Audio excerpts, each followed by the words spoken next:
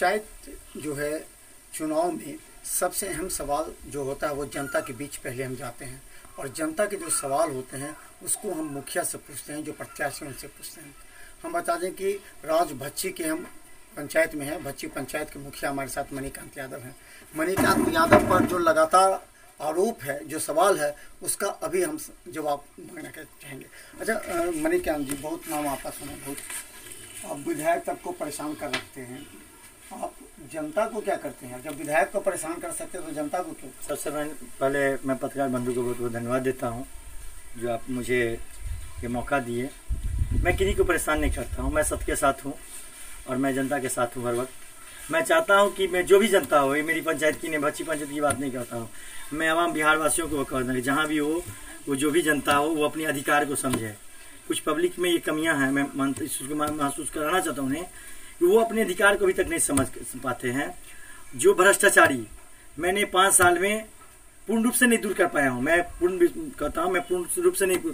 मैंने पहले जब आप चुनाव जीते पहली बार तो आपको तो जानकारी नहीं होगा किस तरह योजना को लाना है, उस समय आपको कहीं परेशानी से भी गुजरना पड़ा होगा 1-2 साल, किस तरह आप किए काम? जी, मैंने जब चुनाव जीता तो मैंने मेरे पूरे खानदान कहिए या पूरे रिलेटिव कहिए, किसी में पॉलिटिकल पार्टी से नहीं हूँ, मेरे कोई परिवार में राजनीति के क्षेत्र में नहीं थे, हर कोई जॉब में थे, ज़्यादातर शिक्षक थे।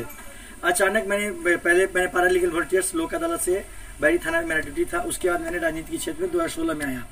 जब मैंने चुनाव में आया तो मुझे पता नहीं था योजना क्या होती है, कैसे क्या होती है, तो मुझ पे एक आरोप लगा कि नौकरी में रखे चुनाव जीते, जो पूर्व मुखिया जी थे।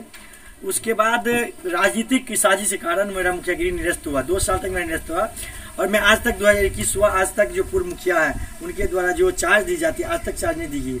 मैंने अपने बलबूते से जिस तरह हुई, जो सरकारी सेवा था, सरकार की सेवा का जो लाभ मिला, मैंने अपने जनता को हर संभव दिया, चाहे वो आवास योजना हो, राशन कार्ड हो, शौचालय हो या अन्य जो सुविधा, सरकारी सुविधा हो, वो मैं हर सुविधा मिला हो। जिनको भी आवास मिला हो वो सिद्ध कर दें कि मैं उनसे या किसी मार्फत से उनसे 1 रुपये की बात मैं करता हूँ, चाहे उस नाम पे मैं चाय पीने की बात करता हूँ, वो सिद्ध कर मैंने जनता से और किन्हीं से न लिया हूँ। और मैं हर आम सभा में और हर बार सोशल मीडिया के माध्यम से मैं सबको सूचित करता हूँ कि अगर आपके द्वारा किसी